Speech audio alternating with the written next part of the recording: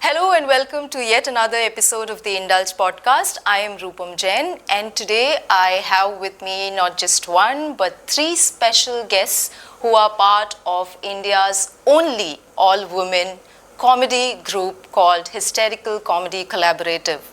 This is a Women's Day special, and we've got you the women who not just make you laugh but are here to tell us why comedy needs to be seen beyond gender and grammar. Welcome Shalini, welcome Neha, welcome Monica. Shalini, of course, is the founder of Hysterical Comedy Collaborative, which was earlier called Hysterical Improv. Ensemble. Yeah, we can get into that, why you decided to change it. And Neha, you're part of it. When did you join the group? I joined when the group was starting initially. So you're from the initial, both of you? Yeah, both of you.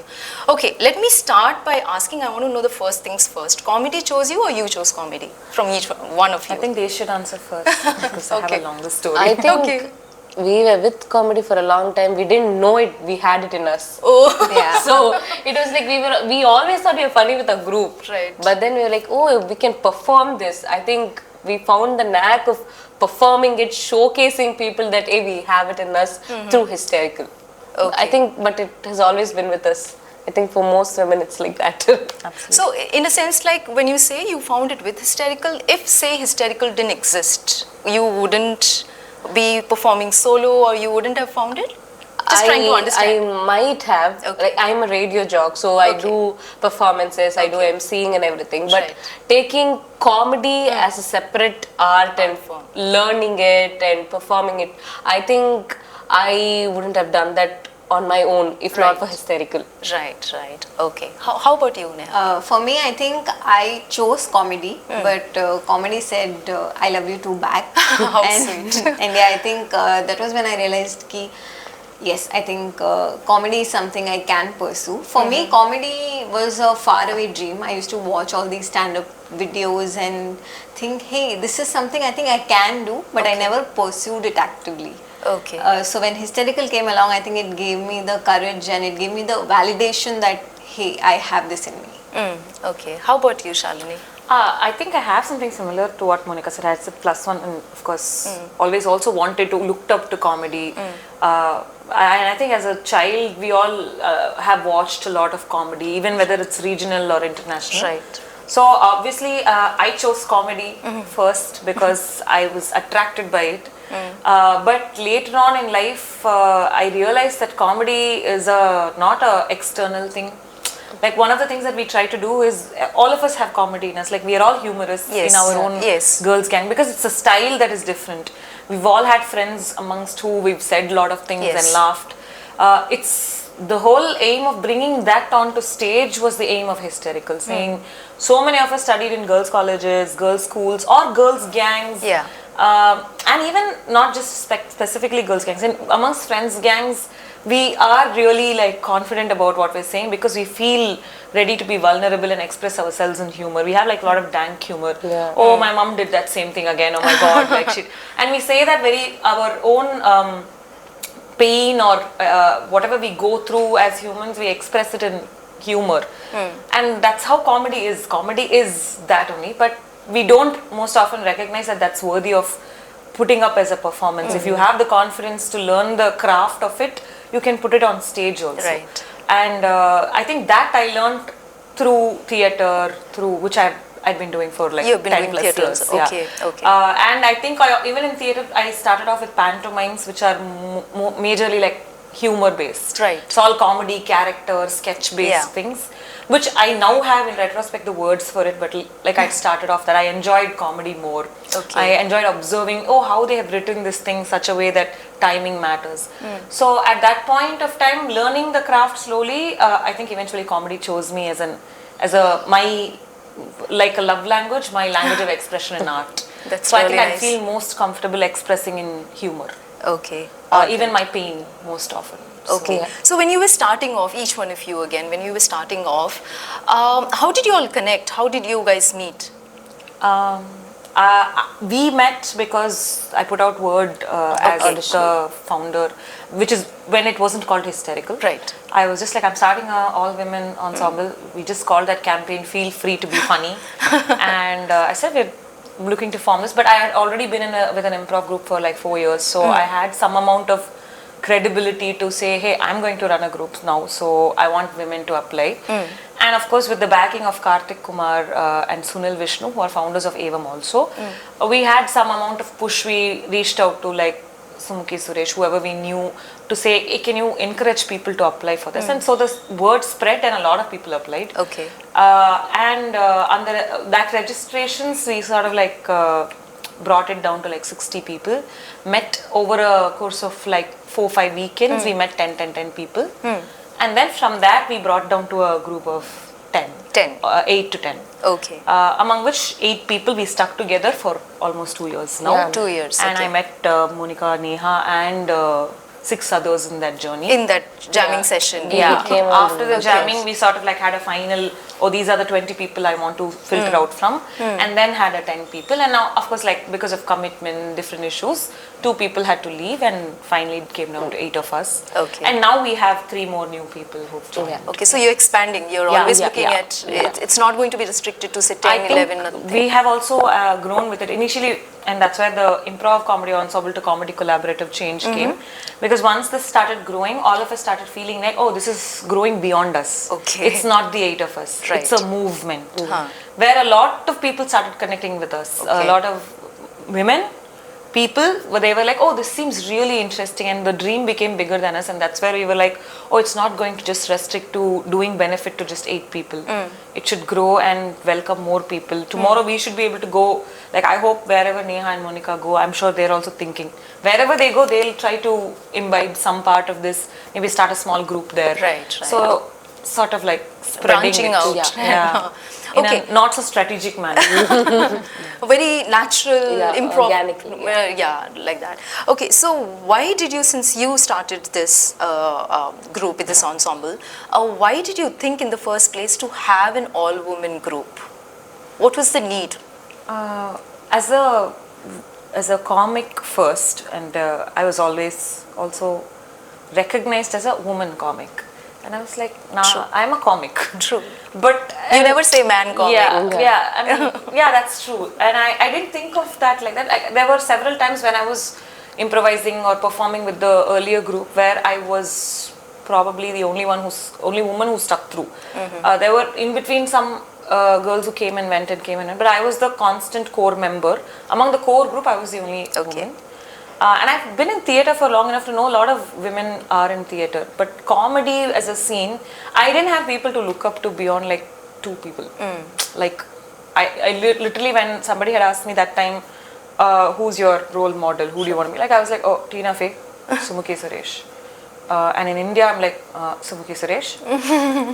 Sumukhi Suresh. And I was like, oh, that's sad. I don't have like, and then of course there are comics who are in film, so I don't look at them as just comics. They're actors as well, like, Yes. like a Manorama, Urvashi, these actors who are there, and I'm like, I want to be actor, but just in comedy as a form, I didn't have anybody to look forward to, and I was like, what's this dearth?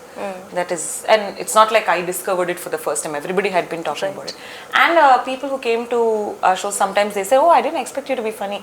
As a woman, you being funny is great." And I was like, "That's interesting. I'm feeling get through good, that. but am I feeling good?"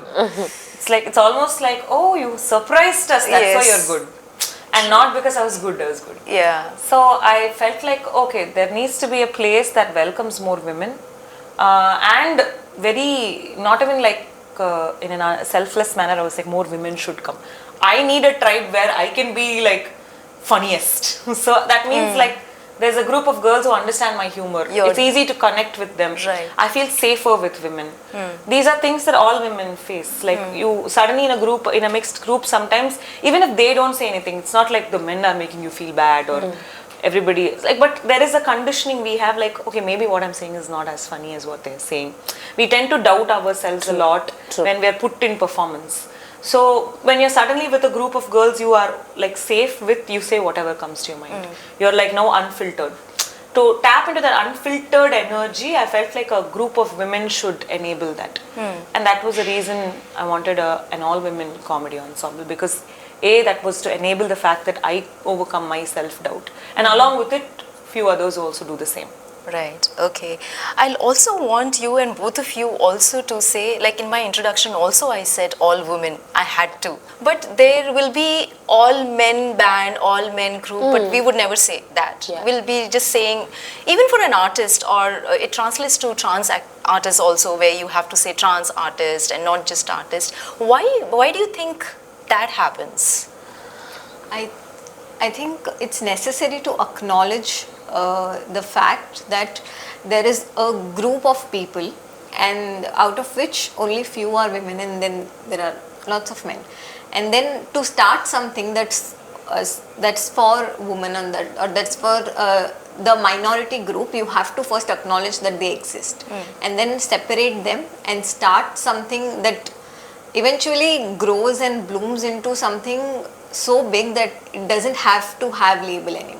Right, Yeah. right. I also feel like the label is essential because although we would like to be known as comedians, comics, artists, I think we're fine with it. But then where the women comic label adds for us, it's like I can see other girls looking at us like, oh, okay, women comics, yeah, we can do that. I'm fine with that. I'm fine with being labeled as a women comic right now, because I know I have fellow women who can look at us and be like, hey, we can do. I think that way it is okay to have it. But I also feel when you have to gender like all profession or anything, you have to be like, hey, these are women doing this, these are Yeah. I think that is bit like, I Unnecessary. mean, the main part is lost. Like, you see, oh, women are doing this. But the core of the act is like for you to watch comedy. Correct.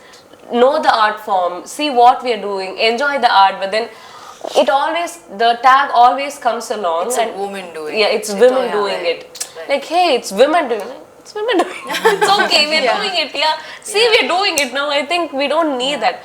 But I think as Neha said, it's part of thing where like, it's okay, fine. Through this, if there are going to be more people knowing that, hey, we also have the place to do, we can also come and do. If it is going to be beneficial that way, I think we're fine with it. I think Like she said, it's like a movement. Yeah, I think it's the equity that require that is it's the equity that is required that we are doing there. For example, like I feel like even in offices or in corporates, when you have to make way for a minor. Okay, I'm not even going to use the word minority because it's subjective to the field also. But those who don't have the platform to do the same amount of work or recognition or credibility as the other, they need to be like acknowledged separately, and that acknowledgement is the equity that they require. So internally, idealistically, I would like to be just known as a comic. Yeah. Right. But then it's very important for my identity to be a woman comic, for somebody outside to notice me. Right. For now, the world is not recognizing a comic as just with genderless. Yeah. So I can't be idealistic in my world and say world should recognize like that. That's not going to benefit the larger society. So today, when they say women comic are performing, there is some buzz around it. I have to monetize on that. Because that's what's going to actually fund me to actually get to a place where tomorrow. So today 2 very good men are supporting us. Tomorrow I think 8 amazing women should be supporting 8 amazing men. For us to get to that space where Hysterical is helping women, for us, then we need to monetize on the fact that we need to build that. So when women support women, I'm going to no longer say we are a women group. Hysterical Comedy Collaborative is running another group of women or group of comics, sorry. Right. So that there the label doesn't matter, but for the world to get there, I feel like we need that acknowledgement. And do you think we'll get there? It's a long way? Or We've gotten here. Yeah. So It is a long. years, It is a long way. it is a long way. We won't say like we'll get there earlier. Like it will take a lot of time. But Someone we'll be there. sometime We'll wanted get to there. work. Some woman somewhere in the world wanted to work first. And we're Correct. here today. Correct. So I think somewhere, maybe we won't be there to see the benefits of this, but we chip at it one at a time. So. Right. We have come a long way, so and there is a long way. Absolutely. There is a long way to go. Yeah. All right. Also, adding on to this, Yeah. I think because it was an all-woman ensemble that was being auditioned for, I think it was one of the major reasons for me to comfortably and safely come and audition and be a part of it. Okay. Not just for me personally, but for my family. Okay. Because when it comes to my parents or their generation, they have their notions about arts or entertainment industry as such. So I think Or women on stage. yeah. A So I woman think- who's a performer, a woman in media. In media, correct. So I think that really helped a lot to get them comfortable for me being on stage and for me also. Yeah. Was it similar for you also? Was because it's a all women, so it was easier? Or no, it was I just don't- comedy that you yeah, find I was resonates? like, I just wanted to try out comedy. I always thought like I'm very funny, but I know I'm very Sure funny you are. only with my with my group of friends. I know I'm the funniest. I'll be like confidently cracking jokes, which now when I think like they're not funny, Monica, why are you saying all of it? But when coming to hysterical, I was like, hey, I know there's a bunch of women. I've always felt more confident with women because I think it's not that men are putting us down. No, it's just the conditioning. I automatically feel like, oh, I think I would say something wrong, and or they won't be enjoying my joke. That bit of that uncomfiness is always there. So when Shalini posted out like there is an audition jam coming, I initially didn't know it was an audition. I saw that I just saw there's an opportunity for me to go have fun with bunch of strange girls, like strange people, like strangers, and I can have fun. We're going to do comedy, and I knew about improv comedy a bit, but I didn't know how it actually worked. Because for me, initially I thought, how can you do a scene without a script? How can you do that on a stage? That was very exciting for me, and I found like this was an opportunity for me to try it out. I jumped in. I think after that, the all women tag actually mattered more to me because I was able to crack jokes confidently. There was no judgment. The space was very safe. And the other thing is the relatability. Any joke that I crack, all of us almost have a similar life. All women almost, we know where we were, what are the things that irritate us most. We all have mommy issues like mommy sup, like fun or fights with them. And I think those jokes landed so well with my girls, and I was like, hey, this is where I have to be. Which you don't think the other gender would have understood as much probably or connected The as relatability. much. Relatability, Okay. Especially with improv, it's an ensemble. It's not a solo act. It's not like a stand-up thing where I write my own piece and go and deliver. Even that requires some amount of resonance with the audience. But improv, especially because we're performing as a group, we need to get on the same wavelength as quickly as possible. Yes. And I cannot deny the fact that having been through like 2-3 different improv groups and varying genders and everything, I can see the initial advantage with the group. By the time we did our third show, and most of us, except me, actually everybody was new to the form, everybody's new to the stage also. But instantly we started getting like feedback and compliments saying, hey, you guys look like you're all like one person. There's so much synergy, but you're all different. And that synergy was achieved, I know like 80% of that synergy was achieved because we were all women. We could all instantly connect. If I went and said, Ma, I don't want to marry this person as a scene, instantly somebody would come as a mom saying, no, you have to do this. Everybody's questioning me. That's it. We already have, like we've gotten on the same page. We now know how to build because we know, each of us know exactly how that scene has gone in our lives or in people's lives that we know. So that sync that we have is so valuable for an art form like improv. And comedy is also, I mean, I don't want to nerd it out with why improv is like the OG form of comedy, because that's where everything else starts from. You improvise and only start writing a stand-up set. You improvise and start writing a theatre play or a cinema script or whatever. So improv teaches you to just be spontaneous, listen to something, add to that, and make humor be born out of that situation. So for that, it really helped that we were all women and had like if we came and said, oh my God, I'm just cramping. Like, it's not necessary that we are like cracking only period jokes but it's because we are able to instantly get on the same page about it. Or like, oh my God, this guy just broke my heart. And immediately we all know how to build that scene. So that commonality really helps in improv. Yeah. You wanted to say something? Yeah, Tell me. to add on that, like, not as a performer, I've always watched comedies, I've always watched shows, and I think the show and the scenes that we do had a whole different flavor. I enjoyed it, but it's not the comedy that I think in Chennai, I haven't seen this type of content on stage. Okay. And personally, I was able to enjoy this more, and I also felt this is very new to stage, as in, because we've seen so many, IT people joke or engineering jokes. It was all there, and they are funny. I'm not telling like we are better, but I think we had a fresh flavor to it with all women. The kind of jokes that we made, the kind of scenarios that we had in our scenes were totally new for me to see on stage, because all these days the scenes that I saw, the shows that I witnessed had a different style of comedy, different, the themes were different, the scenes were different. When we did something, it was totally different. I think it was very interesting as an audience for me to watch. Hey, this is very fresh. We haven't seen these scenes on stage. We have seen scenes, but these are very different, and we had a new take. I think it boils down to the voice, right? Like, I think this is a voice that is not heard as much. Yeah. And that's where the women tag also matters. And all women is amplifying that voice. Yeah. So, like how it encourages more women to come into the band, it's also together amplifying the voice of women overall.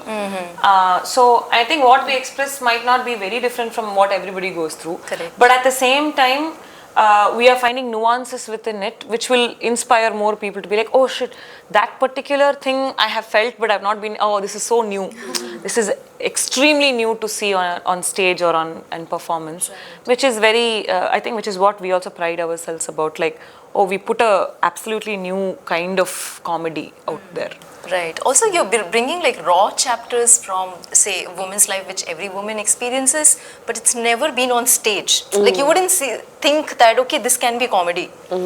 Like you said, like, I don't want to get married. Like, I think every woman goes through that. But you never think that probably you can actually make it into a comic something on stage. So I guess that's why it has that immediate connect also. And I think we've also like subverted so much of this humor. Like, I think there was once where we did a scene in one of the shows where there was a girl who was so desperate to get some attention that she was going and trying to get kidnapped herself. She's like she's trying to beg the kidnapper, please kidnap me, please kidnap me. I think we had two girls. The kidnapper wanted to kidnap the other girl. She was like, no, kidnap me. So these are like very funny situations where it also drives down to the girl is having so much desperation for attention. She's like, no, please kidnap me. These are very like stuff that comes out when we sort of like discuss. And it's not like, I think sometimes also people assume that, oh, women, so they will do only humor for women. So how will men watch and all? It's, I was just about to ask that. Yeah. Also, that you're not essentially glorifying what women go through. Yeah. You're also bringing the other side, like the attention thing. Yeah, it's like a common thing. it's all, but nobody will say that. And you're Yeah. presenting, being a woman, you're presenting that, which is like really nice. Yeah. So, I think what happens is naturally when we come up with things, it is very from our perspective. And as a majority, if we're all women, then it's going to be a lot more of women perspective. But that doesn't mean that we are in a world that is coexisting with everybody else. So we have in relation humor also. Just like how, cinema is male dominated. That doesn't mean it doesn't cater to women. Like we also feel a part of that world. Right. It's just that mostly that perspective is what you've heard. So this feels like why is this extremely new and weird? But we also, like for example, we've done scenes from like a ramp walk of different types of dal. Yeah. Like as a scene, like it sounds so ridiculous. Like in one of our earlier shows in Bangalore, somebody said something about, like it's an audience interactive thing, right? Somebody gave a suggestion saying Bangalore sambar versus Chennai sambar. It's a huge topic as to one is sweeter, one is more spicy, or whatever. One has a lot of dal. So in one of those scenes, I don't know how it started. It just became a ramp walk of Bangalore sambar, Chennai sambar, dal chawal. Different types of food. And this is so genderless. Like, I don't know, how do I... Maybe we thought about it because... I don't know, I don't even know. I'm saying maybe we thought about it because we're women. and we have just like experienced different types of dal. I don't know. Right. So we did this, and this absolutely, like, everybody was so that particular show, this scene, everybody like died laughing. Not because of anything, I don't remember what the scene was now. Yeah. But just the simple idea of why are they even doing this is so ridiculous, I can't. That's why you laugh. Yeah, and I think when we talk, when we analyze, we can tell you, like, I think this part, like being women, we thought of, when you see a show or when we perform a show, I think there we actually lose the women tag. Yeah. We think we think inhuman things, and I think there were so many shows we had to control ourselves to be, not to be cancelled or not to put out. That's sensitivity. Because that time I don't think you're thinking like a woman or woman. Exactly. That time you're thinking like an artist. Yeah. Exactly. Yeah. So when you see our show, now when we talk, sit and analyze, we can think about why we did certain things, or maybe as a woman, that was my perspective and everything. But when you see the show, I don't think you'll see a bunch of women doing comedy. You'll see comedy. Yeah. It'll be only comedy. Yeah. And when we sit and talk, when we post, when we do promotions and everything, I think that's where women tag comes along. Now thinking. Yeah. Right, I mean, I wish we didn't have to, like, in a very different selfish sense, I wish I don't have to say, hey, I'm a woman comic, that's why you should watch me. But to get them to come and sit there, that's the equity part where, like, I'm like, come and sit inside. When you watch us, you'll realize this is not about women. This is just about comedy. So, and people have said that, like, it's not, I mean, it might seem like we are not having that kind of support, but whoever has turned up for our show, irrespective of their gender, their age, or where they're coming from, they've always come and said, like, oh, this was so much fun. And it's the format itself that also lends itself to have that kind of feedback. But also beyond, they were genuinely like, oh, you guys are having so much fun. And that's the primary thing. And when we are having fun on the stage, audience will also have fun. It's absolutely like contagious at that point of time. You'll explain a little bit about the format, because you're making it sound very easy, but I think it's challenging to do improv and come up with jokes just on the spot and make it funny. I think and plus you have audience interaction. You're taking cues from them, giving them cues, and interactive. I think it's very difficult. It's like, I don't know, extempo speech. I don't know. So how do you do it? Since you don't have a script, you don't have any, what they say is material, so then how do you do it? It's like Shalini always says, it's like sport. Yeah. You have to train. Said it a million times, She's a billion places. She's told me which is that, why I'm like, guys, cover me. I've said this already. Like, I think that's the exact word, like the right way to explain to us when Actually, we even I thought that when she said that to me also, I was like, so bang on. Yeah, I mean, I did not come up with it. This is there in like Del Close's book about truth in comedy, and like. You've read that? Yeah, and like generally if you read about improv in detail, if you learn improv, improv earlier was called Improv Olympics. Like in Chicago when it started and all, it was called Improv Olympics. And all that. They did see this as a kind of sport. Okay. As in the method of it, approaching this was. Oh, I didn't know that. I don't think I did not come up but with it. but when we started, it is so right, because we have to practice. We rehearse like 5 days in a week and 3 hours per day. Yeah, roughly 2 2 hours, 3 hours all 5 days. So it's very dedicated team. Yeah, like commitment should be there. And I think that is very easy to give once you get into this, because you love it. Yeah. It always keeps you on your toes, and every time we rehearse, we know more about our co-improviser. I think that helps us a lot. And when you ask like, how do you guys do that? I think I do it because of the girls. Because they're always there in the scene. They always give me inputs. I feel like, hey, they got my back. I can be here. I can do whatever. I know the girls. I think it's very mutual for all of us to feel that way. And I think that helps us to think more freely and bring in whatever the idea we have. We know they're going to take it there. They're going to build it with me. Okay. I think rather the craft or the techniques and everything, I think that is where we build on. That's the core, where from that only I think we build on the craft. So the 3 hours that you all spend together every day, 5 days a week, 3 2 hours. years, yeah, 2 years. Every day 3 hours. No, 5 days a week, 3 hours. 3 hours. Yeah. Okay. So in those 3 hours, what do you do? We eat for 1 hour. Yeah. We eat for 1 hour. Like we all order food and it will take So I think most of the time we all have different kinds of things that we do during the day. I mean, it's just inevitable that you come from work or something. So initially, of course, we were all new to each other. By now, we are like friends. So when we come, we are like, oh, did you have something to eat? Okay, I'm going to order this. So all that, and it's actually equally part of the process. I mean, I don't recommend just sitting and eating, but something where you're doing coming in and bonding, whichever format it is, whether you want to do it in a structural, sit down and have a conversation, or like an icebreaker or whatever. You want to come and like cool down, do some chilling activity, maybe even listen to music, lie down, whatever it is for that particular group. For us, I think it has ritualistically become, come, order something, all of us share food, eat. Are you feeling fine? Are you feeling okay? Okay, let's start rehearsal. Sort of a thing, which has become ritualistically somewhere where we unpack our day and get into the zone. Okay. You need that break because since it's a form, art form in which you're present in the moment is very important. You need to be in the moment. You need to be in the zone. It's very related to your mind. If you're carrying preoccupied thoughts, it's going to reflect on you're going to be a little like not listening carefully, and that will happen on the off days, good days, bad days, great days. All of that will be there, but to generally give yourself a break, saying, okay, I've come from work, I've closed that, now I'm eating, okay, now I'm going to get into rehearsal.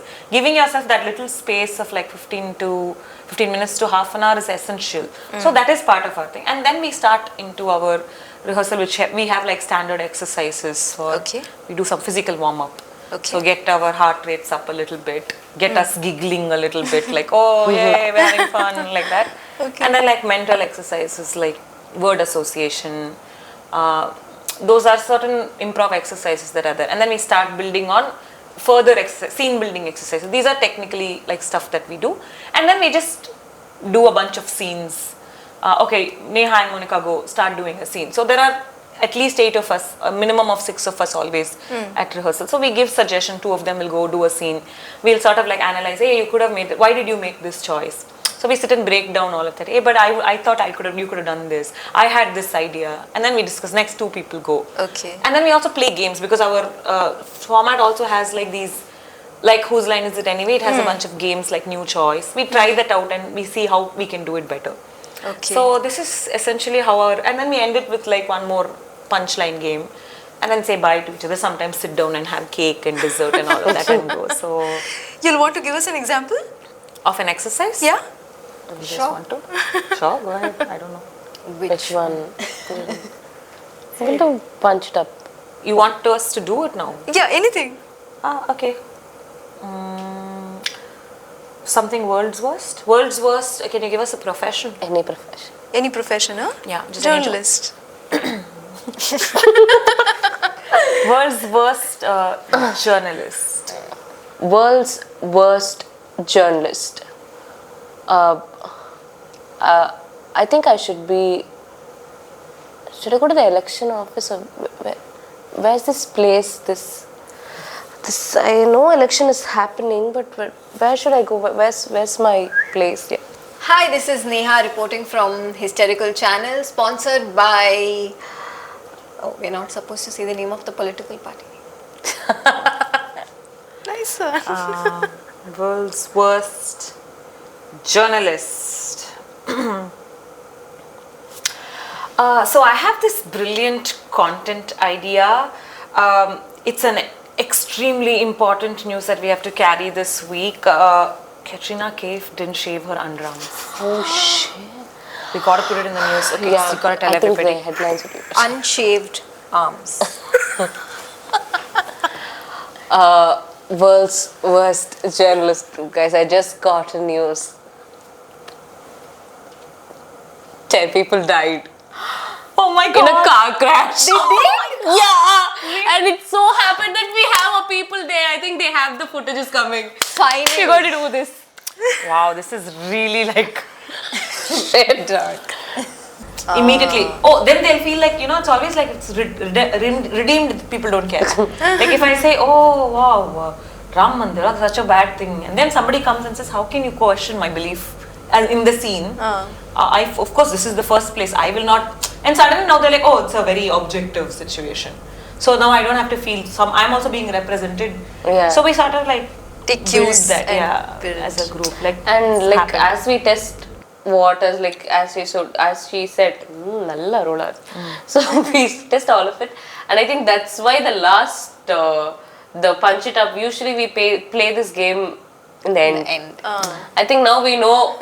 So usually because we're doing improv, as much as practice is important, part of our job, or rather part of our craft, is also to be aware of what's happening around us. To keep track with the news, with the trending memes, what's up and going in social media, what's generally happening in the city, so that when people come to watch us and it's also like, because the audience also connects with us, it's like a whole big, we are doing all of this together. It's not like we are performing and you are watching. It's an interactive thing. They are also giving suggestions. So suddenly if we bring that in between the suggestions, so even when they're giving suggestion, if I say something, okay, give me a social cause, sometimes they'll be like, if something just happened, they'll be like, the whatever, the civil war here in this area. Or they might just say drainage holes on main roads, because some news would have come in the local. So then we do scene based off that. And so we need to know what to say in that place. So we need to know that news, particular news at least. Or if a movie is releasing, for example, when Animal released, there was a lot of buzz around it. So and we had to also represent how much fun it is for us to watch or not watch, or that comes in the humor also. So we kind of update ourselves on the happenings, and that's also part of our craft. Which is very important. It's not only women-related issues, for the lack of word, not just that, or not just daily happenings in a woman's life. You're also bringing current issues and anything that the audience throws at you. Right, because you wouldn't know what the audience might throw at you. So there have there been, I'm just getting that on record, what you said, how you all come in if somebody gets stuck, say, because it's a very improv and on the spot comedy. So if somebody gets stuck, or how do I put it, if that comedy is not working, so how do you redeem it? How do you go and help that person out? How do you do that? I think as a team, because if I'm in a scene and I have cracked a joke, the joke didn't work. Actually, I won't be worried, because I know there's going to be one of the girls who's going to have my back, because every time we know there's going to be someone. So when I'm struggling, there will be an improviser with me who will take the weight. They will help me, or like now that I knew this isn't working, for me to immediately collect things and come back, it is difficult. For the other person to come in and give the input, that because she knows what I said, she knows the audience reaction, and she knows what will make the scene better. So I think as a group, all of us are like confident, because we can say anything as a, like any idea. We know if it didn't work, we have one of us coming there for us. I think that's how it works. And one more thing with improv is everybody knows the setup also. Whoever's coming to watch, they know everything is on the spot. They know, oh, I've just given some suggestion and they're doing something on it. They also have no idea. All of this is already known factor. So the whole humor comes from the fact that we're struggling to come up with something and we're saying some random things, very ridiculous. So it's funny also. Sometimes it's not funny because we are trying to say ridiculous things and it doesn't land. And that time acknowledging the failure, and we amongst us, we have failed gloriously. And that's part of fail improv. Together and we feel like, yes, we failed. So that time if somebody cracks, if I go and crack a really poor joke and it's not like, I'm embarrassed, because of the nature of this format, we just were like, everybody is like slow clapping in the side, and then I'm like, oh, okay, I failed. It's okay, let's forget that. I can speak to the audience. It's a very informal setup. So that time, if I've done some really poor jokes, somebody will come and say, it's okay, don't worry about it. And we will sort of make it part of the scene or something like that. Which is so nice that there is room for failure, because otherwise when you're doing a performance where you have a prepared script, if the joke doesn't land with the audience, you feel you have to better yourself. Yeah. Right, or work on it, and of course you guys will also work on it, but the fact that you can make a joke out of that failure itself is a really I think that's the fun part, because when we fail, most of the time we know we are going to fail. Most of the time we are anticipating it because we don't know what's going to happen. And same way the audience are also anticipating for us, like, now how we are going to do this. We are waiting to see, because I'm giving the the suggestion just now, and I want to see what you're going to do with it. So they are also like almost wanting us to see how we are going to struggle. And I think the last show we were talking, there was this game called Finger of God, where Shalini will point us. It's like spin a yarn. If she moves her finger, this person has to stop, the other one has to start. So we don't know where this person is going to stop, we don't know where the story is going to go. So I think they were telling something, there was this girl standing in the blood, in the river of blood something, and then it stopped the river, you showed finger, she pointed me, they said river off. I didn't know what to say, I said nail.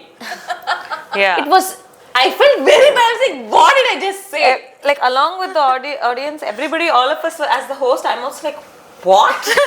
What did you just, and that becomes funny because when I'm reacting like this, and which is where it comes into play, because we are having fun. We are all like, I'm also like, Monica, what did you just say? Why did you just say that? And when I'm reacting like that, the audience are also like, oh damn, she said something so random. So it kind of and I think works. These failure also like fixes, like tells the audience this is really unscripted. I think those failures are the proof for audience, like, no, they can't script it. They fail so bad. You can't script this. And I think somewhere there is a joy in seeing a process happen, right? Like most of the other art forms, you see the end result. Here you're seeing the process of something happening, and in a process there is always failure. Of course, philosophically, this is also nicer to see, because as a person you're consistently seeing somebody try to crack something and then they keep failing. Suddenly when the joke really works and everybody is having blast, it feels like a personal win for the audience, because you're like, holy shit, we just gave we gave something, you were saying something, it was not working, suddenly it worked. So it feels like a collective win. And also when it doesn't work, you're all feeling like, we all feel a little giggly always when somebody is just making a fool of themselves. Like, oh my god. But because audience also understands this is what we have signed up for, they're like, how are you people doing it? And everybody's asking, saying this must not be easy. You guys, the only difference is for us, it feels easy because we are ready to fail. Like, if that's the part that separates like the self-doubt, and it just come say, if you're a comedian, you're going to say, you're going to crack 100 jokes, 80 of them will be really bad, 10 of them will be good, 5 of them will be okay, and 5 of them will be amazing. But those 5 amazing things only everybody will remember. So I think that's the nature with which we also work. So if you get stuck in a place where you don't have a good joke, that actually brings me to ask, where I said in the introduction that I think you guys are beyond the grammar of you're not sticking to a particular. There is no restriction per se. Like, you're open to. That's why probably those people asked you, like, how do you do it? Even I asked, like, how do you do it? Because I think even your failures, you're turning it into art. It's just having fun, and it's art and together, which is like really nice. Do you actually think this form or comedy as such should have a grammar?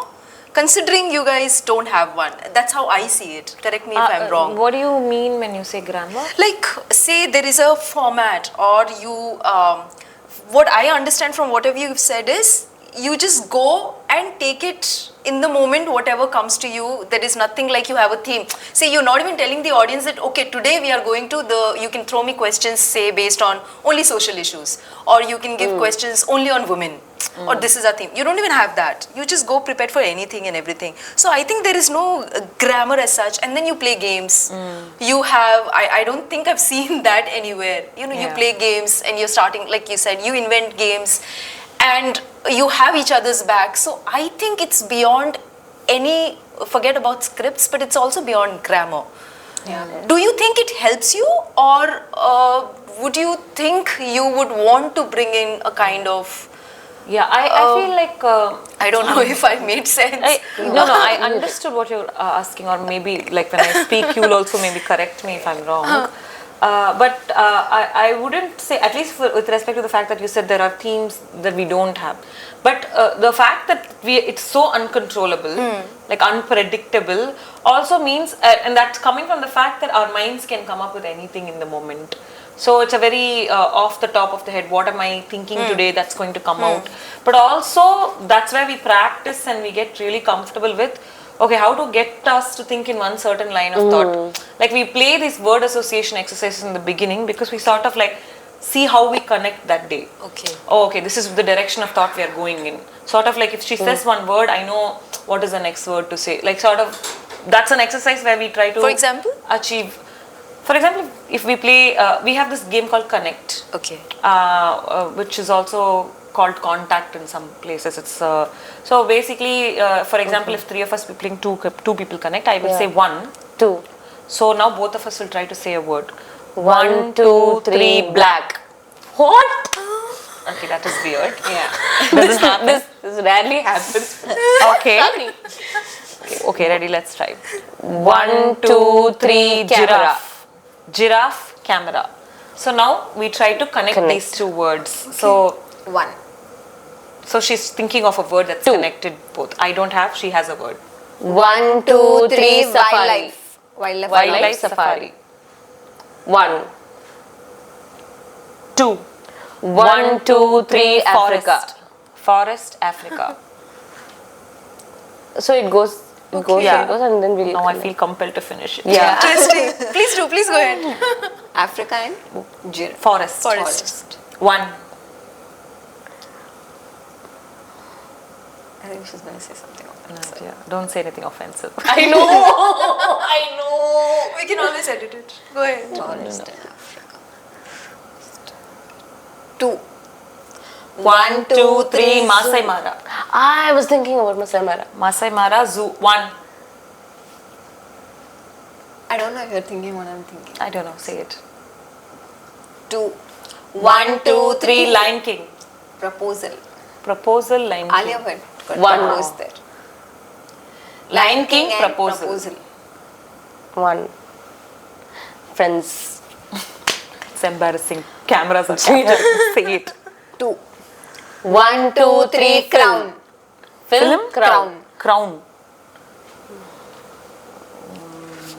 Film and crown. 1. You can also join us if you have. I just love watching this. This is in fact just an exercise we do. We Yeah. don't do it. 2.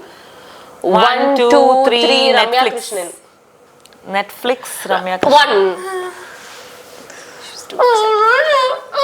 1. I will not be right. Ramya Krishnan. You might not. I don't know. 2. 1, 2, 3, Bahubali. Yeah. So we do this until we get to the same word. Actually, we do this 3 people at a time. Yeah. And because we're a bigger group also. And I can see why it's addictive. Why you said I want Yeah, to finish that yeah. now.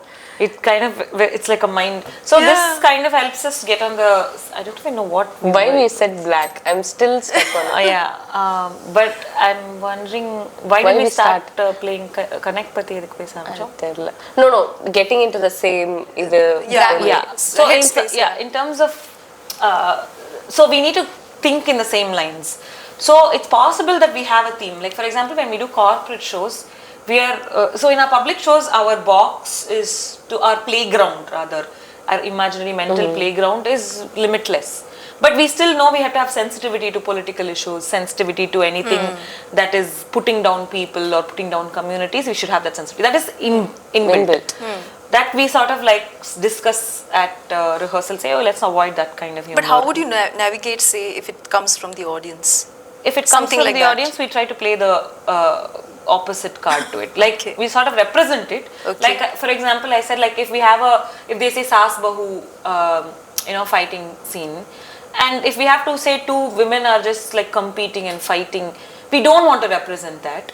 We represent that and then we have put in a place where that scene will go towards them like, actually you are the best person. I sort of have that redeeming quality for that scene. Most of the time when we do such scenes, I personally felt the ending will be like mostly it's either us realizing or any of one character realizing or the audience to feel like this is not us fighting, this is just you wanting us to fight.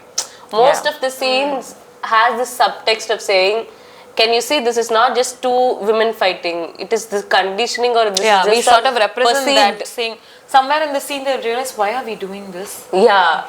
It's because your son wants us to fight. Maybe we should just get together and not some. And this is plotting not like planned one. Like now when it's, I think I'm saying this because of the observation. Yeah. Because when we do scenes, we don't know it will get there. Now that like after the so many shows when we sit and think, most of the scenes, I think, we were feeling that. That's why we did that in the scene. Yeah. Right. So the limit is, the playground is larger. So for example, when we do corporate shows and we have to, especially around Women's Day, we have a lot coming up, and like we have to do on inclusion for Only women. during Women's Yeah, Day. that's also true. So they say inclusion of women in workplaces. So then we have a smaller playground. We are also performing to people in office. So we sort of take their lives and sort of get to know a little bit and keep that as the. So we do scenes, a lot of scenes representing their lives. Or in offices, which are also experiences we would have had, like having coffee at the cafeteria and like just gossiping about some woman who's got promotion. Oh, but that's actually wrong. You know what? She actually did a really good job. Those kind of scenes are also possible. So thematically setting ourselves that particular limit, which we can pre-discuss, which we can say, hey, this is the purpose of today's show. So let's set this as a theme, is possible. So this is with respect to the grammar of a show. But with grammar of comedy, because it's so on the spot, it feels like it doesn't have grammar. But there is a lot of craft that we have put in behind. Like for example, thinking, like in improv itself, there is so much of like how to be funny. And one of the rules in improv itself is don't try to be funny. Yeah. Like the book that I was saying, Truth in Comedy, one of the first 2-3 pages is how you are not funny if you try to be funny. Don't try to put a joke there. Like try to build a joke. So a joke is also, so the grammar of that is, a joke works because something unexpected happens. For something unexpected to happen, you need to set up an expected scenario. Like an expected, you build like this happens, but you know what, this happened. That's what creates that humor. So that has a grammar, and that grammar is what we practice. Like sports, our muscle memory kind of like keeps practicing. Oh, I need to build a familiar place and put a very unfamiliar thing. Right. How do I surprise the audience? And because improv is part of the process, we are surprising ourselves also, which is what is the funnest part, because in stand-up you're writing it like that. Here you're learning to write as you go. So you're building that instinct. And you're writing it, and you're performing it, and you're getting the Feedback immediately. Everything is happening at the same time. Right. So, and I think as Shalini said, we do have the grammar, like the working, the craft, like how we are building towards it. I think we have a grammar. I think we have set of rules. I won't say rules. These are not like rules that you shouldn't break. But I think this set of rules makes the ground bigger for us. Yeah. Right. When we follow these, we have lots of things to do. I think we do have a grammar. But when you see as performance, you won't see much grammar or much boundaries or anything. Correct. But when we work on it, I think we do have it. So it's like in the workshop, it's like this. In performance, it looks very free. Yeah. But we've done so much work back end for us For to you be to able bring to do that. Because we do discuss it. Even after a show, we sit down and like we break down how it could have been. Like for example, the rules are not rules. They're, like I would call them tools to make. So you have a bag of tools that anything happens out. So now first you know what to use at that point of time. Oh, I'm feeling a little lost in this scene. What do I use? I just have to listen and agree to whatever is happening. Or maybe I exit the scene. So these are tools that you have out of practicing. So you carry them with you for the show day and just know how to use them. And the practice and the craft, that grammar that you learn is behind the scenes, where you literally learn, okay, this works like this. If this scenario happens, you know how to fix it. So Like it a does jigsaw exist. puzzle. And also when we think, I think we have maximum 7 scenarios to make a joke. Okay. Like totally, there's only 7 scenarios. I don't know this is a thing or not, but I really feel there should be one scenario might be like 2 people competing, or one scenario will be like two people wanting to get together but couldn't. It's like some fixed 7 things. I think the roles Like change, the characters conflicts are change. usually similar. Like in our life, our interpersonal equations are always around these dynamics. We're either liking somebody, wanting to like somebody, hating somebody, wanting to hate somebody, or like you're feeling jealous. These kind of feelings are very primal emotions, right? We have only those, but you put it in different places. Right. Like you can have a mother-daughter scene at home, or you can have an alien mother and an alien daughter in planet Jubu, where they're like fighting, and it could still be the same universal emotion of sentiment. Right. So you place these basic things in that, and I think that's what you're going at. There are these 7 fixed ways, scenarios that you can use, and you place them in different like that template. You place it in different things, different characters and different places, and but the feeling, I think there are like only some 7 scenarios or 7 conflicts for us. In normal films or whatever the comedy that we see, I think they are the same thing. It's just the different presentation, different characters makes it different. And I think when we work on it, I think it gets crazier and it gets better. Right. But would you say no 2 shows by you guys would be same, right? No. not at all. Not at all. No. It can never be the same. No. Not literally the, I mean, the show as a format can be same like that. Yeah. Even that we mix it up because Yeah. we do different games and different shows. Okay. Simply because we want to have fun. But it can never, like, But what we you sometimes finish a show and we're like, what did we do that Yeah. like we don't ourselves Exactly remember. what I wanted to ask. Yeah. Do you even remember after it's Most over? of it we You don't remember. what Most you of said? it we don't remember. We The remember, sign of yeah. a great show is us not remembering what we Yeah, did on stage, truly. because that's the amount of fun we had and that's the amount of fun the audience had. I don't And then think- you move on to the next. Even the audience won't remember. It's not like a show where you watch and you go back and tell somebody, hey, they did that in this show. Like if you watch a stand-up special, you can go back and say, the show is about this. About this, yeah. There, I think they will walk out and be like, what did I just watch? I don't know, I just laughed I think for like that's an also hour. a problem for us because they'll have so much fun. And I'm like, I know the word of mouth works, but what will they say their friends? It's a They're very, just like, I had fun. But what worked? it's a they very don't know. big inside If joke. somebody asks them, yeah, I think she's right. It's a very inside joke like thing, when you're like going about joking with your friends and then suddenly you're reporting it to some other friend later who wasn't there, you're like, you won't get it was funny then. So if somebody asks what was the show like, they'll be like, I don't know, it was fun. So that seems like this is like somewhat okay show. But I think out of this we want to tell everybody who's watched that show, please go tell them it's extremely fun so that they come. But yeah. And I think audience have been actually very supportive for us all these 25 shows, because I wanted to add it then. When you said no, when we are bombing or when the joke is not working, I've heard audience saying, oh, it's okay. Like they're with you. Yeah, they are with us. I'm like, it's okay. I'll make you feel better. Now I want to work for you. No, they're so kind. Like, Yeah. I think it's also because they realize, these women are doing something where, like, this group is doing something on the spot. How they're feeling embarrassed. It's almost like they're rooting for you to get a joke there. True, They're like, come on. And they're like, oh no, it's okay. Haha, pity laugh. Come on, you can do this. Very kind. We've had so many kind audience. Actually, all our public shows. Yeah, all That's why public it's shows, so much like sports, like Yeah. you said. Yeah. So much where you're rooting, where you want them to win. Yeah, You're rooting, yeah. Now, like, they also have a hand in this. They've given the Correct. suggestion. Yeah. Now they want to see something good happening from Yeah. How I see it, it's like a big party, like with your close friends, but bigger. Yeah. Bigger party. Yeah. And I come think have this is fun. the exact thing what Shalini says in the show. They said it's a party. Come, let's have fun. We are hosting this party for Yeah. you. You have to just enjoy whatever happens. A large between crowd, like usually Yeah. it'll be your inside jokes will be with 2-3 friends and you Yeah. only get those Yeah. jokes, nobody else does. But this Yeah. is like with a large group, Yeah. which is Yeah. so much fun. Okay, I'll want to go back to, we said something about conditioning. Even when you present jokes, you understand that it's not so much that you want to think like that. Because of the conditioning, perhaps you get those cues or you come up with those jokes. And I want to go back to conditioning of you being again all-women group and all that. And you've said in the past that, somebody said, oh, we didn't expect you to be funny because you were a woman. Why do you think women are considered not funny? Neha? I think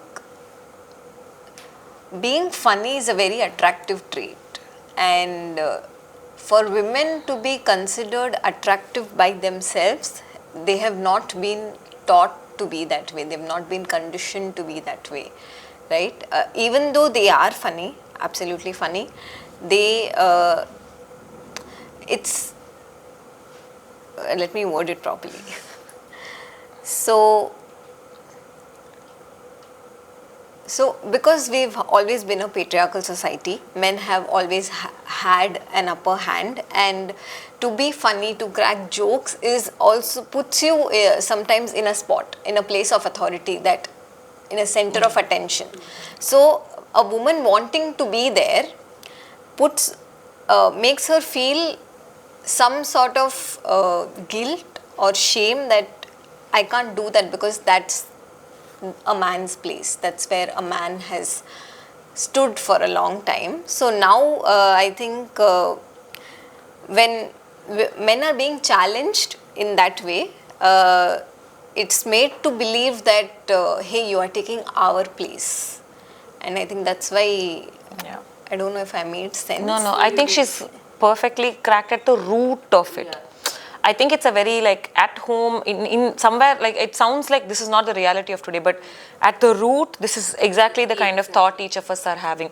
To take that space, as in women taking space is the kind of fight we are doing. I deserve this space. But in the beginning you believe that space, first you start out by believing that space is not yours, because dominantly that space has belonged to somebody else.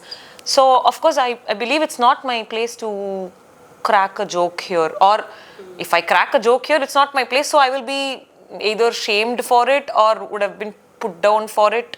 So why will I be funny?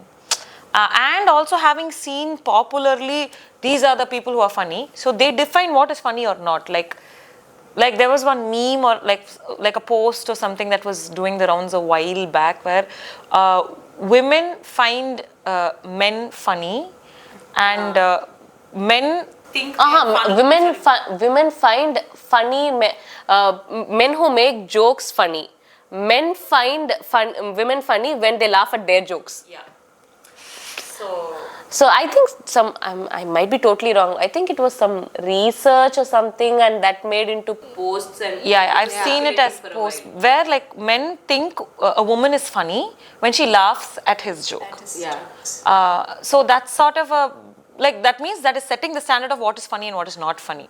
So and it's not one man or one person, it's as a collective. Dominantly this has been justified as the aesthetic for comedy. What is funny, what is not funny is already defined. So if I'm coming with a new perspective, I'm not falling into that, so then I'm not funny.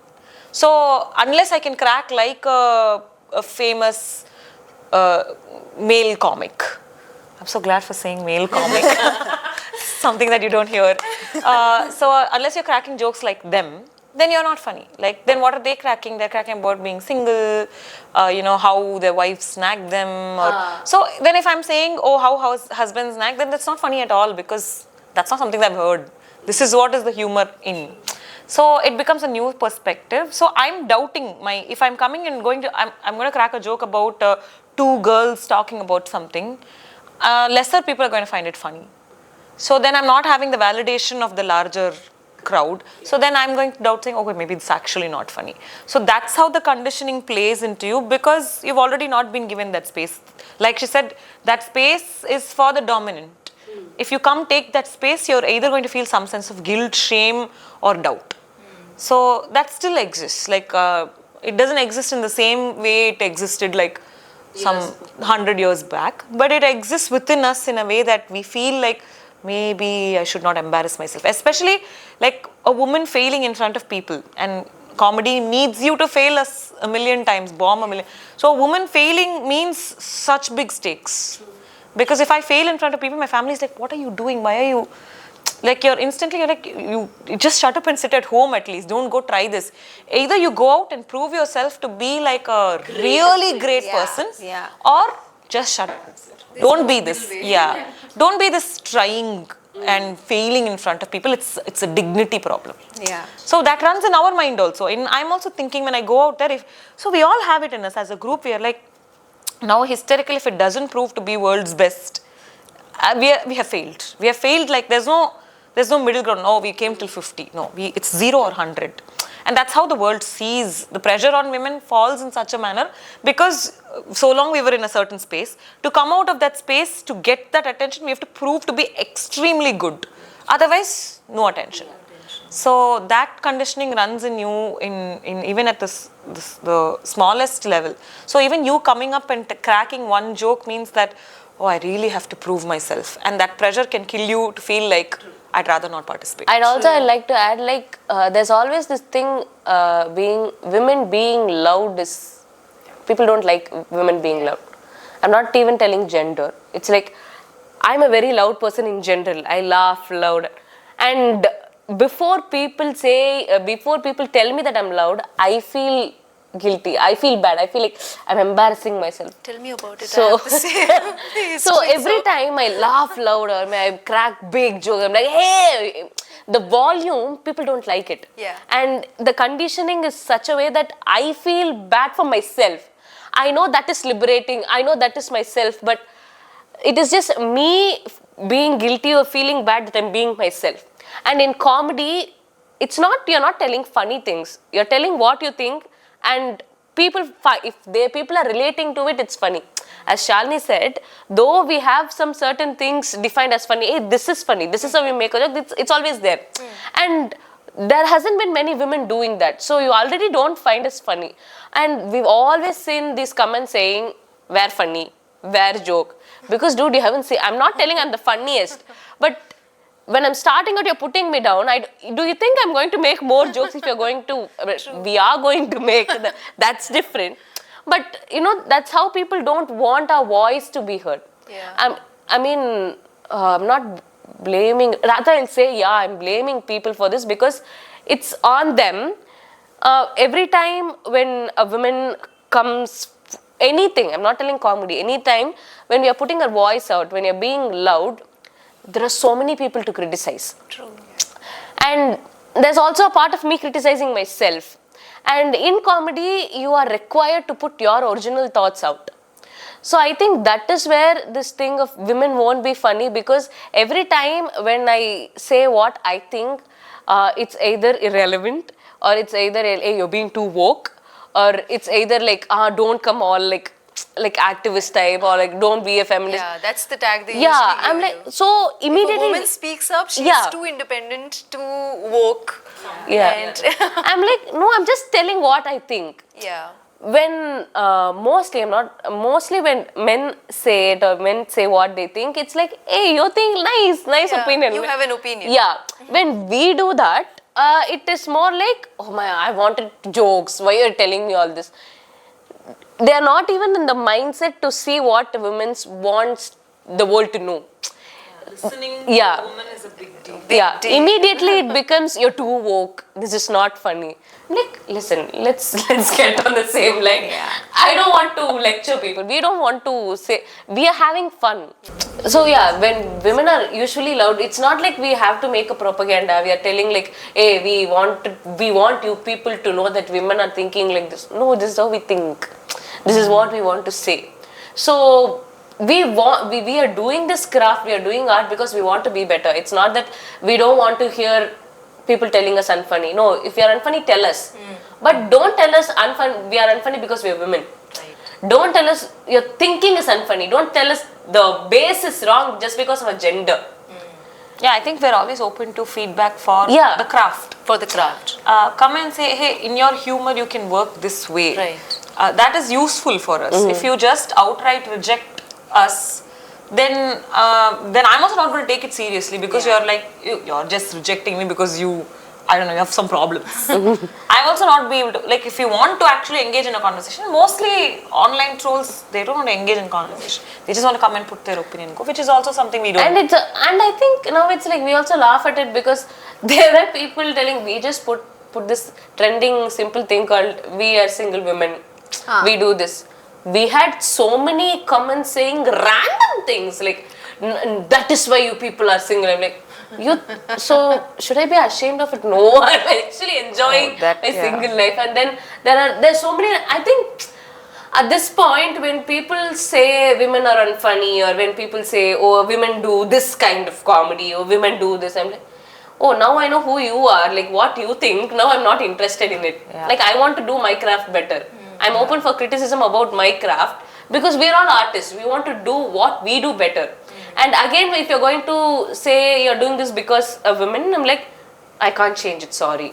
Yeah. You have And to I deal think with there it. is something internally threatening for, I'm not saying just for men, for women who, for anybody who believes that in gender boxing and gender stereotyping and believing that, oh, this is better, this culture of women is better, they are feeling so threatened at watching, like earlier when we were talking, we were, in our shows we laugh so monstrously, like, because on stage when we're having fun, we don't realize just how much we're laughing. We're going like, and our faces are like this. If you look at our pictures, after that it's very like, we are regretting. We're like, should have thought about that in that moment.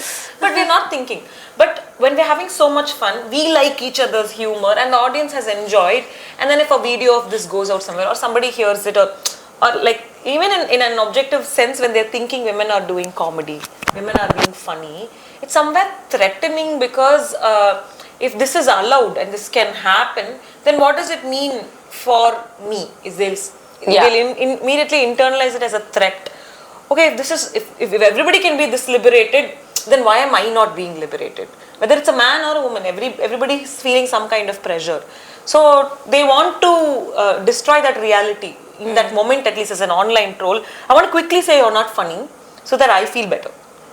Yeah. And that happens more so for women, because if women are coming out and being liberated, then what does it mean for so many women who aren't? Right. So then you're breaking the reality of somebody. And it can even be a woman who's feeling like, this is not nice, you guys are going out there and being so uncultured. And she's probably feeling like, hey, I'm sticking to certain rules, and if you're not following them, then why am I following these rules? Then I feel like a fool following these rules. And that is questioning their identity and their fundamental basis, which can be very threatening. But Right. I mean, that's the reality of things. And I think also with I the- empathize with it, but I'm like, but this will not stop happening. Right. True. Right. Also with this, I think the image, when you're talking about pictures, it just popped right now. I was thinking, when you see, all of us have bad pictures, and all of us do. Mostly when we do comedy, I've seen so many stand-up comedians, actors post pictures where they have like crazy faces and everything. And mostly only on women pictures, they're like, why are you laughing? Like, there's this built image that they want us to follow. They want us to be graceful. They want us to look a certain way, laugh a certain way. And when that breaks, they feel like, in a normal, like, this is not usual thing. Abnormal. Yeah. I'm like, dude, this is normal. What you have is abnormal, because everyone can't fit into that. So I think there's always, even if people are going to appreciate the art or whatever we do, there's always this expectation they have. It's I'm not telling it's a very, they're not very strict about it, they're going to keep on poking us with this, but there's always this expectation where people feel like, hey, you girls are funny, but you should also look a certain way for me to accept you as funny, because that way I accept you as a graceful woman. And then when you do comedy, it's also funny, you're adding on to this image. They want to add on to the image that they have. Yeah, not take away anything from Yeah. that. So I think that's also where people want us, they think we are funny when it's always I had this thing when I was young, I think Shalini also had this, where like at school, I was always the girl in the boys gang. Yeah. I was the cool girl, because I was not like other girls. Yeah.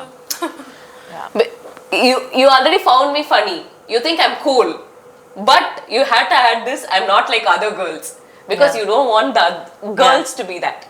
Yeah. When I'm not like other girls, you think I'm cool, you think I'm funny, so you don't have a problem with my comedy or with my art. You just have a problem with the I think gender. we've all had that phase. I think because we've spoken about it also, like where you suddenly like want, it's not even coming from me wanting to be part of the guys. The guys also finding me so weird from the other. Hey, they say you're not like the other girls. I'm immediately taking it as a compliment. Yeah. But what I took as compliment then, in real life, when I come to like the real world, and now I'm really not like many other people. And I don't think it's their problem or my problem. It's just that I'm choosing not to stick to that particular thing. But today I feel a little different about it. I want to defend saying I am not like certain other girls, but I am like a lot more other girls. There are everybody and every kind of people here today, and that is something that we learnt only as we. I wanted to add something about. I don't know how it's related, but it's a thought that came to me because of the way we look in pictures and how people fat shame a lot, and body shame a lot, and in our group we are every size. There is excess to XXL to every kind of shape, every kind of size, and we have never seen that. We've never felt like in this group, we've never felt like any different. And I'm saying personally, it's really helped me overcome certain issues with my body, like the clothes, and we are very excited for the way we dress on stage. Like we usually exchange dresses. It's we know like Shalini's shirts fit me, so every time Shalini wears a shirt, I'm like, okay, I'll take this for the next show. So we kind of borrow each other's clothes, and we also like have a color theme or whatever. And I'm noticing this in everybody. I'm talking personally, but I have become more and more okay with wearing tighter clothes around my belly. True. I'm like, it's okay. You know what? I don't care. I'm having fun. And that confidence is slowly built, and I really value the fact that that I'm able to come out there, be on stage in front of people and wear what I think I like. I might not like it tomorrow, but like I like it today, and that is very liberating. And I think that comes from having a group of women be with me. I'm seeing everybody explore, and I'm also like excited to explore. So it's a very small part. I know it's not related to comedy, but why women help each other overcome things together. If we do something, it feels better, and overcoming these kind of small doubts and having more confidence automatically makes you funnier or more like confident as an artist. Right. No, I'm glad you brought this out, because when you said, I was just connecting, because you brought out the body issues and all. The thing is, if you're not a certain kind, like how people perceive a woman to be slim, fair, long hair and all that, if you're outside the bracket, so if you're a little on the plump side, oh yeah, she can be funny. Yeah. It's a very, when you were speaking, I just thought about that. Yeah, that's so true. Like, okay, then you can be funny because you're not one typical woman that we see. Yeah, okay, then you can be funny. Yeah, and it's always a but. It's like, it's always a but. You're fat, but you're funny. So it's a but. Yeah. They're both equally good things. It's like, you're fat, but you have a pretty face. Yeah. That's not a compliment, but yeah. Okay. And the funny, like she's saying, is very sympathetic. Hey, not bad. You're fat and all, but your funniness will help you. Yeah. Like they project in cinema, no? Yeah. So it's like the fat ones are always chosen for comedy. I don't know why. So like that, It's easier to make body shaming jokes. I think that is why it is. I think that's the reason. Absolutely. Most of them like, hey, you look like this. No, you can eat all of this. And the jokes are dead. If you're still doing that, we don't know. It's because it's not funny anymore.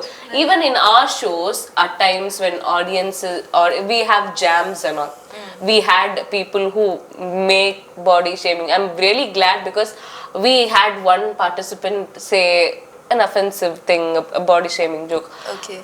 And then the moment all the other participants, it's not just us, all the other participants, they couldn't take it because they all found it offensive.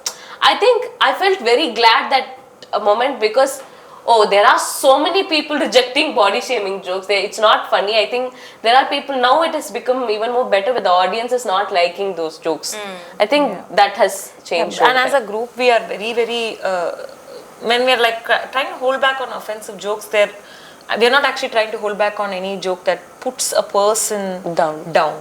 We really try our best not to have deprecating humor. Even self-deprecating humor we try not to do. But that sometimes it's your own wish. So it's fine. But even within that self-deprecating, it's a situational comedy. Not saying, hey, look at how fat I am or nothing like that. So when I lost my train of thought. What was it? What was I saying? Self-deprecating humor. Don't say the last word. That's say my thought. No, it was. So we are as a group very sensitive to what we have a standard of what we consider is okay to joke about and not okay, and this can be different for different groups. We just have a certain standard.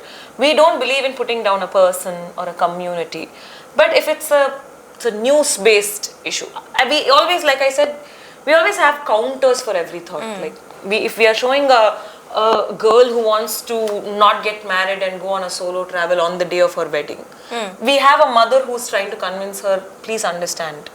Or we have a groom who's trying to say, I want you to do everything you like, but can you also please do this? So we're trying to show perspectives in the hope that we are not trying to say this is better than that. We are observing these things. And sure, we have our own opinions. It will come forth in it. But that doesn't mean that we are expecting everybody to, like she said, we're not propagandists for us to be like, this is only correct and this is not. So we are very sensitive, like we sensitize ourselves consistently at rehearsal. And I think that responsibility also comes extra because we are women. Yeah. Because one thing, there are two sides to it. We can get away with a lot of punching up humor. We can do dank jokes about, for example, abortion, termination, or like the laws of abortion. Those dank jokes are okay because we're women. Like, for example, if a group of men said the same joke, they'll ask in comment, will you be okay if men do these kind of jokes? True. We won't be okay. Yeah. Because it's us. Because it's us. We have uterus, you don't have. Don't talk. I have seen at least 3 friends go through something like this. So I have a experience to talk about it, and I have the sensitivity to counter that thought also. But you don't have that sensitivity. And even if you say you have, the trust to believe that you have that sensitivity is difficult. So obviously, we have that advantage as women. But at the same time, as women, we have to uphold even better standards, because you will immediately be like, oh, you're now saying this about other comics, now hold yourself responsible. So we take that pressure of being extremely responsible. At the same time, we need to punch up. So that's the whole thing of excellence, like just because I'm a woman, I have to be so amazing at everything. I need to be like at the top of my game of, I need to do good jokes, but also be a good person, but also make sure that I'm not making people offended. Flesh. Yeah, I also have to make sure that I look good. I have to also make sure that I fit into your box, but I also do have to be true to myself, because otherwise I'm not a true. So many things have to run. But I'm saying it like this, but honestly, as a group of women, we've not felt it. Like, we've not felt it as in those burdens, we've dealt with it together. Right. That it doesn't feel like big weight on my shoulders. It just feels like it's we put it in between and like, hey, look at it. It's funny.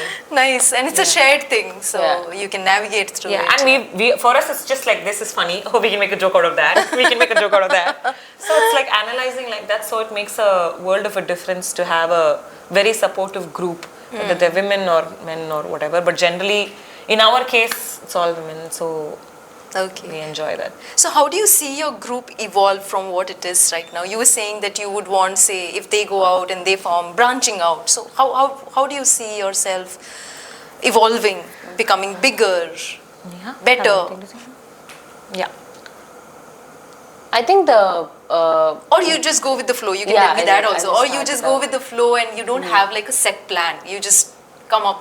I think the primary goal of us is to create more space for women to safely come experiment or like try art. I think that has been our goal, where we see now we've got hysterical. Now all of us, now we want the same thing for others to do. Like we from hysterical improv ensemble to hysterical comedy collaborative is like a very well thought decision to change the name, because we wanted this space for comedy and for women to safely come out and try. And I think that is our primary goal. And it's not set to improv comedy. You can try. We are planning to branch out more to do more stand-up comedy, sketch comedy, videos. Yeah, we would want to explore. So Hysterical Comedy Collaborative slowly is becoming and will become a symbol for women who want to try any form of, just try is good enough, don't have to excel. Like we want to become enablers. Like somebody opened doors for me many years back, and then opened many doors, different doors I entered. I opened doors, many For others us. enters. They will open doors. So it's like she said, making more space, and making more space for failure, for learning, for studying, for trying, performing, exploring, all of those words for women and comedy. We stand for women and comedy. That's the sort of aim in which we are now exploring. We have a YouTube channel where we're trying to write sketches and write, direct and shoot and edit and put out sketches every day. Every month, and we also have like these weekly videos where we're discussing topics. So trying to make space for where all can you find humor. We've had all women, queer and all women open mics, where it was exclusively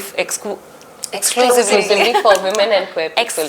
We've had exclusively open for queer and women, queer folks and women, and that's also happened for a few times. We want to get back to that, and even theatre plays, writing. Now we're running a writer's room for a feature film, where like we make sure that the balance of women in a representation within a writer's room is there. So those sort of things we want to explore and do more and more of.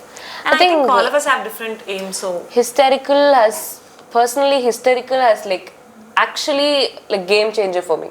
It changed life. It's like laid the foundation for bigger things to happen. No, that's there. It has altered my views a lot. Like Shalini was telling, I don't think I would be buying certain clothes if I wasn't in Hysterical.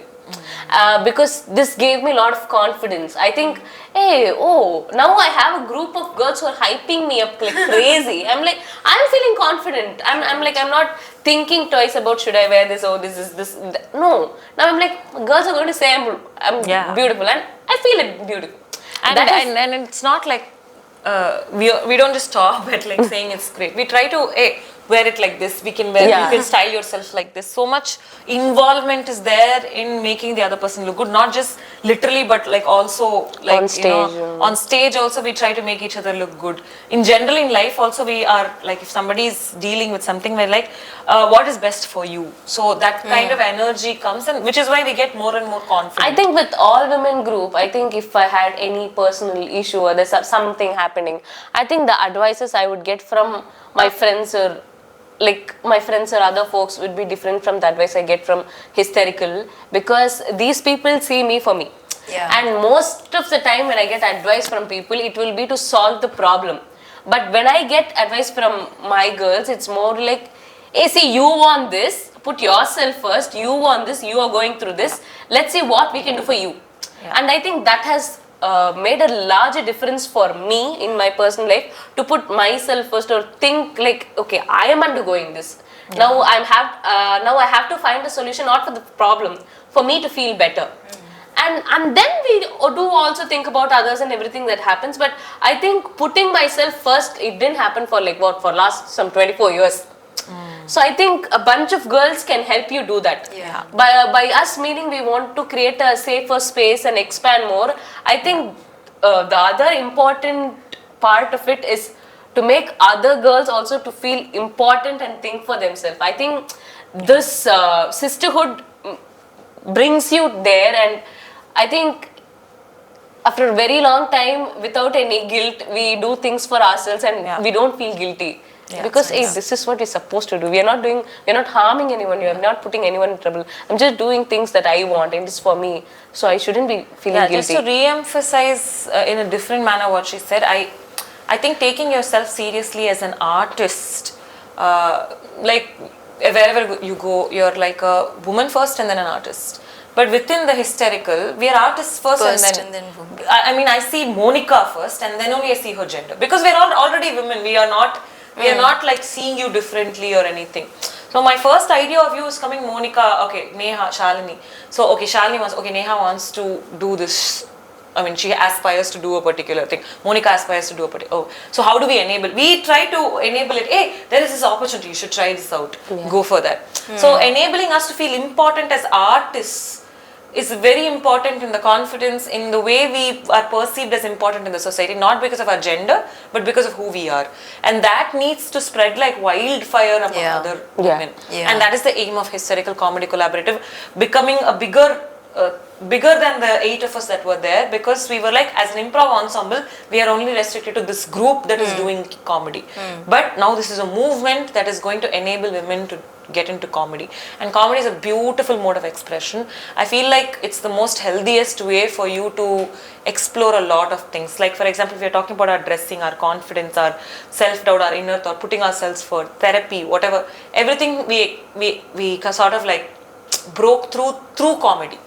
So I think that should go to a lot of people. Right. They should see what they like about it. And that opportunity and that platform should exist, and Hysterical Comedy Collaborative should be a big player in, just like how it has been in our lives. It changed my life, it changed their lives, and similarly it should change more lives. I'm sure that's going to happen. Neha, you want to Yeah. add something? Yeah, +1 to both of them. So I'll just give you this very simple example. Today morning after I got dressed up, someone told me that, hey, you're looking beautiful today. And I told them I look beautiful every day. For me to tell that, I've come a really long way, and it wouldn't have been at all possible if it weren't for these women. They've hyped me up so much, they've made me believe in myself, and I'm so glad that I get to do that for 7 other women and more other women. What you've enabled is it's a huge thing, it's phenomenal. And so when I said this, that hey, I look beautiful every day, and then that person says that no, that's not true, and for me to tell how dare you, I think that is what is a huge change that I've noticed, that you have no right to tell me how I look every day, or that I don't look good every day. So you don't hold that power on me anymore, because I believe in myself so much, because there are other people who are believing in myself, and I'm sure that they are not fools to do that. Yeah. That's really nice, really nice. And I think it really matters that everybody has this kind of a system around that. Yeah. You should have more women to hype each other. Yeah. Okay, so before we close this, I can't let you go without asking this. What does Women's Day mean to each of you? Money. For us, That's honest. money. Yeah, that's brutally honest, because I feel like, oh, okay, Women's Day is the only day they're suddenly like Hiring us. women. That's again sad though. Yeah, it is sad. Yeah, of course, I'm very sad that As long I as wish it's making money, we are okay to be sad a little and make money. Yeah, I'm glad to be. I'm anyway sad. I'm just like, with money, I'll be looking pretty. And Yeah. What does women's personally, to me, you're asking, or like to the group? To the group, you can say personally also. So I think personally, the importance of Women's Day is something that I have learned over a period of time. I think there was a point of time where I thought, why are you celebrating women on one day? We don't need a Women's Day. To learning that Women's Day is necessary because intersectionally, like, I don't need a Women's Day, but there are a lot of people who need recognition for Women's Day. True. So it's not just people who work in IT companies or people who have a better life. There are women working in every kind of workforce, and it's important from down under to celebrate women. That's when you kind of like, it's important for a wife somewhere at home trying to make ends meet, to realize that it's a day that in her office, in her little office, they will celebrate her that day. So I think it's very crucial for Women's Day to exist and recognition for women who work, and recognition for the fact that most women are like trying to excel with so much pressure, because there's also like having to take care of family. Everything is sort of juggling. Whether you have a family or not, you are juggling at least 4-5 things at the same time. And recognition for that is very crucial. And Women's Day, for me, I'm recognizing that I'm trying this personally, I'm saying, and I think it applies to everybody. I'm saying this with confidence because we speak a lot. For us, to recognize that each of us are trying to be artists and trying to be good women. And I mean good women because we really don't want to hurt anybody. We don't want to tell our family that, hey, I won't get married at all, or I want to follow this. I'm not doing any of this to hurt them. To come to a place where, hey, I want to be myself. I really want to feel liberated. This is something that is giving me so much happiness, but I don't want to let you go. I still want to play my role of a daughter or a wife or a partner or a sister, or I still want to play them very genuinely. I really love that also, but how can we enable a fact that I can play that as well as do this? How is it not just I have to do this myself and then I have to come do this at excellence. How can we take support for that is something that I'm exploring, I'm thinking for. And I know all of these girls also face similar things because it's a very common thing. It comes down to sometimes like it's either this or that. We don't want to have that choice. And today, as on Women's Day, we'd like to recognize the fact that we are genuinely people who are wanting to do everything really well, because we seek that love and support. So I think it's a day personally for each of us in the group to recognize that. But as Women's Day as a whole for Hysterical, it means a lot because Women's Day is a day that we get a lot of corporate bookings. Women's Day is the day that we can proudly say we represent women. We have included women in a field where there is a dearth of women. We are representing a larger community of people. So it makes us really proud to be hysterical on Women's Day for us. Nice, nice, really nice. You want to add something? Yeah, for me personally, I've always been excited about Women's Day. Okay. You know, from school, from college, I've always been in the cultural part, like Women's Day celebrations. We're going to do this and that. And then I was working in the corporate for a while, for a year, and there we had to do Women's Day celebrations.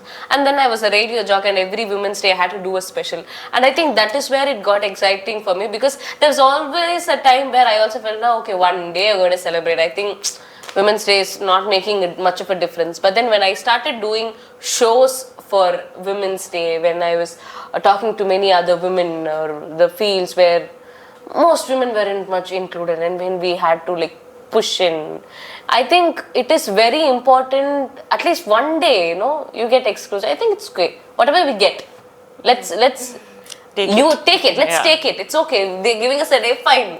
I'm going to celebrate myself, or I'm going to tell you guys, hey, this is happening. It's a day for me to again represent myself most powerfully, and it is a day where people will accept that also. Right. If I'm doing it other days, they might judge. When I'm doing it on Women's Day, at least people will listen, because they are expecting something on Women's Day. I think it is a day where I might not be allowed to be very loud. I think people might listen to me more on a Women's Day, because there is this mindset where, hey, we have to celebrate women. Let's milk it. Right. Let's use it more.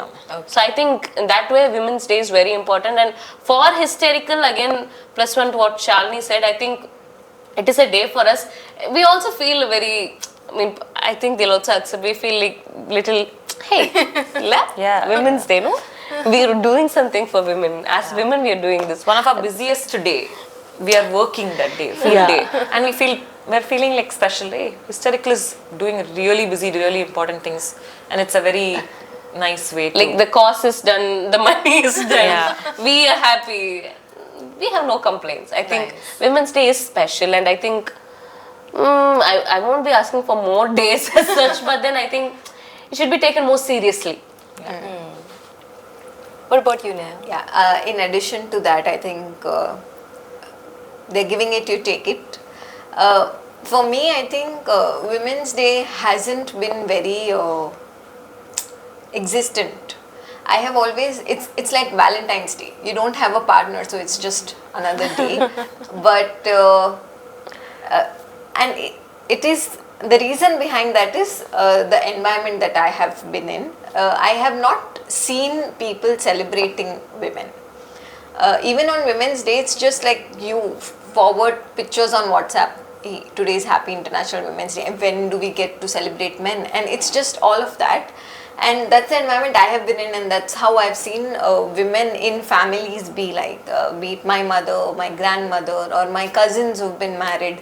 So it's just like a normal day. It's not celebrated. But when I joined Hysterical, and I see that, I can see the impact that women are creating. By that I don't mean that the women in my life, in the environment that I am in, they don't create impact. It's just I was not able to see that. And other people who are in the environment are not able to see that, and that's really sad. But now that I am in Hysterical and I get to live the impact that has been created till now, and the impact that I have the ability to create on other women and in future, I think it gives me a great value and it makes me feel grateful that I'm a woman.